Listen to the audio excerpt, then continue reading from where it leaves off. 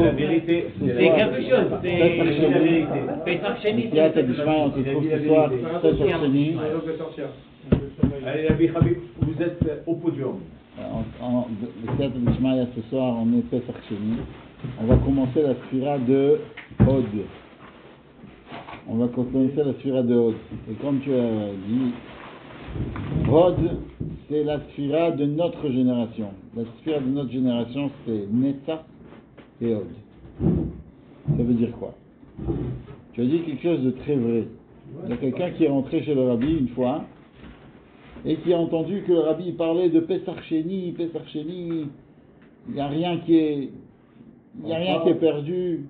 Toujours on peut réparer, même mes édits, même les gens qui font exprès, ils peuvent réparer, ils peuvent avoir une deuxième chance. Tout le monde a cette deuxième chance. Et le rabbi a parlé de Pesach Sheni comme si c'était un Yom Tov, quelque chose de très important.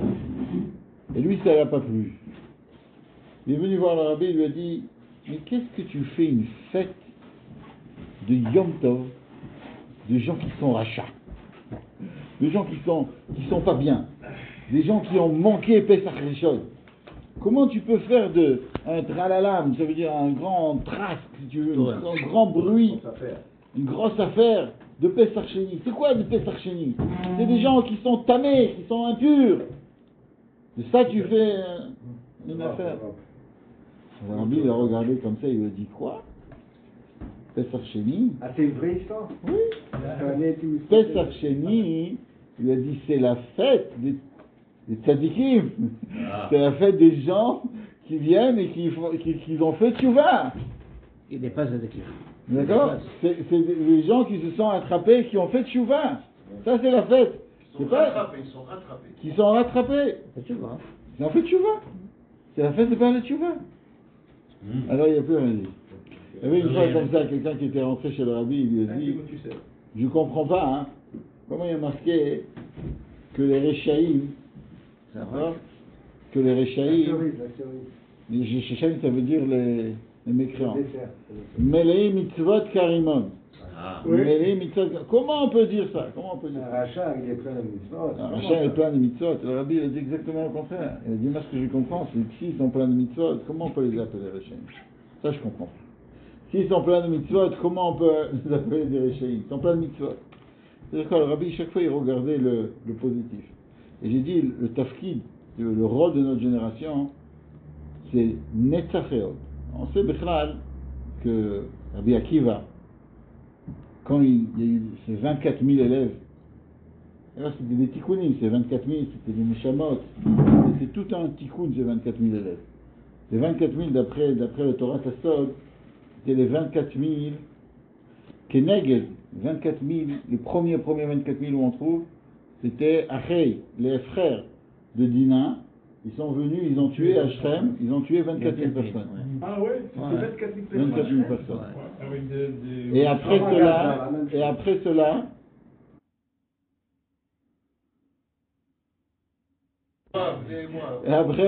cela, il y a 24 000 personnes qui sont tombées du Shevet Shimon. Du Shevet Shimon. 24 000 personnes sont tombées du Shevet Shimon. Et ça, c'était le tikkun, si tu veux. C'était l'inverse. Il y avait Shrem, il y avait Dina et Hamor. Et après, il y a eu Kozvi Batsou, le Sémidien. Et de l'autre côté, il y avait Kozvi Batsou et le Rosh Shevet de Shimon, le Shimon de Shimon. Shimon a marié Dina. Oui. Et Shimon commençait, c'était le tikkun, etc. Et dans ce Inyan-là, il y a eu aussi 24 000. Et après, il y a eu le Inyan de Rabbi Akiva. Il est marié avec l'ex-femme de Tournus Rupus. Et avec la femme de Tournus Rupus. C'est toute une histoire. Ouais. La femme de Tournus Rupus, elle a fait tchouva, elle est devenue juive, elle s'est mariée avec Rabbi Akiva. Et ça, c'était, tu veux, le tikkun de tout. Parce qu'on dit que Rabbi Akiva, c'est le tikkun de Zimri, qui était du Shevet Shimon. Et c'est le tikkun de tout ce qui venait avant. Et ces 24 000 élèves, c'était des neshamot qui étaient très, très, très, très, très élevés. et qu'elles étaient tellement élevées qu'elles ne pouvaient pas rentrer dans ce monde-ci. Donc c'est pour ça qu'elles ont dû passer par ce monde-là, faire le tikkun de toutes ces lumières, et après remonter en haut.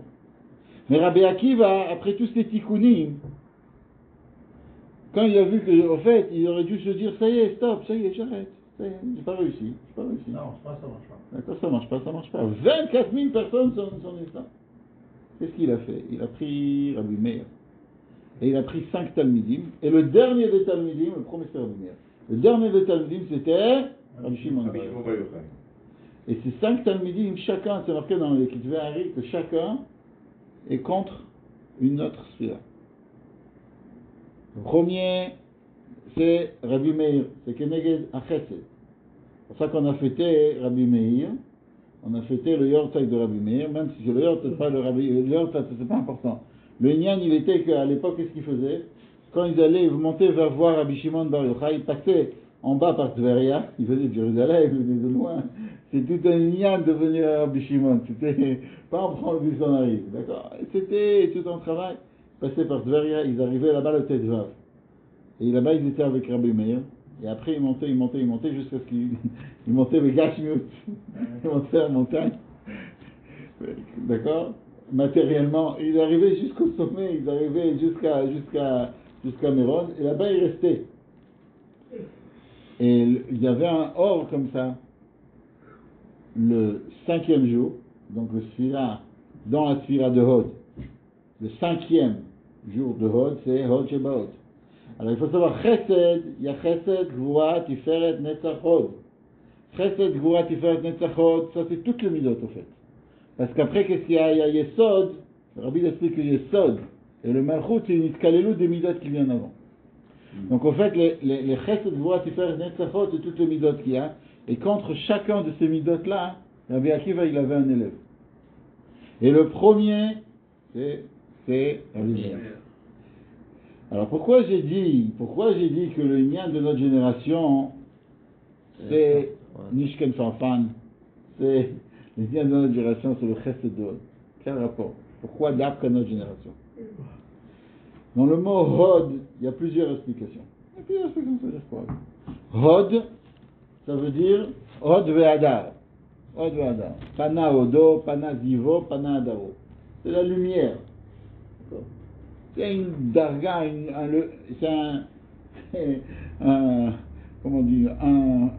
darga, un niveau très élevé. Une lumière, on voit la lumière d'Akadosh Baruch Hu.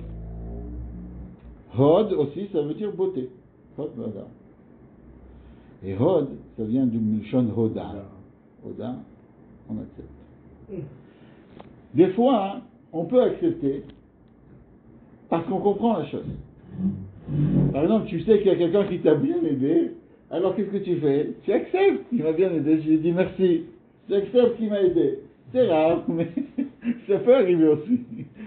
Non, je rigole. Quelqu'un nous a aidés, un homme normal, d'accord? Un homme normal, il apprécie et il reconnaît. C'est vrai que c'est difficile de reconnaître quand quelqu'un t'a aidé, parce qu'après, tu te sens que tu lui dois quelque chose, et dans le nefesh, dans l'âme, c'est un petit peu difficile. Mais un juif, il sait remercier. C'est pour ça qu'un juif, il s'appelle Yehoudi. Mais on lui doit quelque chose. Oui. Un taratatov, c'est comme ça que ça doit être. Et un juif, il s'appelle Yehoudi. Yehoudi, Mishon Hodaya, qui reconnaît. Mais à qui on doit reconnaître? Béhémet, qui c'est qui nous fait le plus de bien? C'est Akadosh Baruch Hu. Donc ça, c'est Hoda. On arrive à un niveau de compréhension, et on dit Modim. D'accord? Mais il y a un niveau de compréhension, on ne comprend pas. Béhémet, on ne comprend pas. D'accord? Mais on sait qu'il y a de la Kedusha. Tu vois des gens qui me disent, moi je ne garde pas les 613, comme ça ils disent, je ne garde pas les 613. Mais je sais, ça veut dire, c'est une sorte de Oda. On est d'accord de remercier. On est maskimim de la skim. On n'a pas vraiment saisi la chose. C'est un petit peu comme ça. On n'a pas saisi la chose, mais on est d'accord de saisir. Ça, c'est une darga qui est très élevée. Et ça, c'est le Hod du Hod. Et ça, c'est quelque chose de notre génération. Notre génération, même si on n'a pas vraiment la compréhension dans la divinité exacte, comment ça marche, dans les spirotes, Mais on sait qu'il y a quelque chose de kadosh, on sait qu'il y a quelque chose de saint. Qu'est-ce qu'on fait? La première chose, Netzach. On se bat. Tu vois, les juifs, ils se battent pour des choses, pour le judaïsme, pour le... Ils ne comprennent pas vraiment c'est quoi d'être juif. Mais ils se battent pour ça. Surtout dans les générations d'avant, il y avait je me rappelle encore, quelqu'un qui était... ça me rappelle quelqu'un qui était très très éloigné du judaïsme. Mais vraiment rien. Je crois que la seule chose qu'il savait faire, c'est Kiddush Levana. Comment il a Kiddush Levana, il se rappelait, son père il faisait Kiddush Levana quand il était petit, tout petit, ça lui a marqué la lune, des choses comme ça l'a marqué. Et encore quelque chose il faisait, je sais pas, mais tout ce qu'il se rappelait c'était ça, le judaïsme. À la fin il a réussi, c'est un vieux monsieur, il a réussi à me raconter, il a réussi à me... Très très gentil, très très gentil, extraordinaire, vraiment extraordinaire. Il a réussi à me rappeler Vaï Bimei Shvat HaShoftim. Mais lui, il était prêt à se battre pour les juifs. Mais bête, si quelqu'un disait quelque chose, un mot, pas comme il faut, il y avait Midat HaNetzach. Mamash Midat HaNetzach. Vraiment, c'était incroyable comment il était prêt à tout donner pour le judaïsme. Mais il ne se connaissait rien, le pauvre. Mamash, il était petit, là, chez Mizbah Kipchuto. Depuis tout petit, on l'avait pris du temps d'Ashoah, etc. Et ça, c'est le Netzach Elod. Et comme maintenant, Bezrat Hashem, on rentre dans ce Tefillah-là, le Netzach Od, il faut savoir que si on ne fait pas Tachanoun à Lag BaOmer, tu sais pourquoi on ne fait pas Tachanoun? Pourquoi on ne fait pas Tachanoun à Lag BaOmer? Les gens, ils croient qu'on ne fait pas Tachanoun par Lag BaOmer parce que les 24 000, ils sont arrêtés, etc. Non, c'est pas ça ce qui est marqué. Le Tam, qui est marqué dans le Magan Avram qu'on ne fait pas Tachanoun à Lag BaOmer, c'est parce que Lag BaOmer, c'est un jour tellement haut qu'on ne peut pas faire Tachanoun. Il y avait, le rabbi ramène ça, il y avait un élève qui faisait Nachem tous les jours, qui demandait pardon, qui demandait à Kadosh Baruch Hu de nous amener le Mashiach, qui faisait la tefila qu'on fait à Tisha B'Av, il le faisait tous les jours. Et il est venu chez Rabbi Shimon, et là-bas aussi il a fait Nachem. Et le Harizal, il a eu un guilouille que cet élève, il allait avoir quelque chose, il allait, chas v'shalom, devoir faire Nachem pour quelque chose, parce que chez Rabbi Shimon, on ne peut pas faire Nachem. Et le Magan Avraham, il ramène cette source-là, et dit que ça c'est la source où on ne fait pas Tachanoun à Lag BaOmer. Pas parce que ça c'est la source.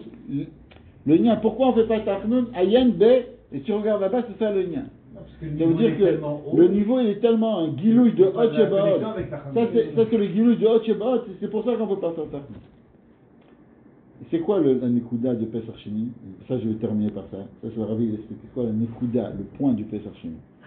Le point du Pesach Sheni, c'est de savoir, nous on est tellement attachés à Kadosh Baruch Hu, tellement on aime à Kadosh Baruch Hu, que même si on a, c'est comme si on avait fait la mitzvah. Parce que c'était qui était, lui, celui qui a posé la question au Rabbi, il n'a pas regardé Kané, il a oublié la Gemara. La Gemara a dit, c'est qui était tamé, le Nefesh Adam? C'est qui était impur? Ou des gens qui sont occupés de Nadav Avihu, ou alors c'était les gens qui s'occupaient de Yosef. Quelqu'un qui s'occupe de Yosef, il fait une mitzvah. Il a besoin de faire Korban Pesach, tu fais déjà une mitzvah. Dis, je fais une mitzvah, je suis pas tout. Mais un juif, comme la Nekuda, l'attachement avec Hachem, comment je veux faire une mitzvah, comment je suis attaché avec Hachem. Il veut attraper une mitzvah, il veut encore une mitzvah. Alors qu'on a une volonté comme ça, de Netzach, juste avant le Hod, de Netzach, de vouloir encore continuer, et d'arriver à un darga de Hod, et dans le Hod, ça veut dire de vouloir comprendre, de vouloir être avec Hachem, de vouloir toujours faire une mitzvah, même si on est apte, on n'est pas obligé. Alors, Akadosh Baruch Hu, il nous donne la possibilité de le faire. Que Bezrat Hachem, Akadosh Baruch Hu nous donne la possibilité d'amener les korbanot.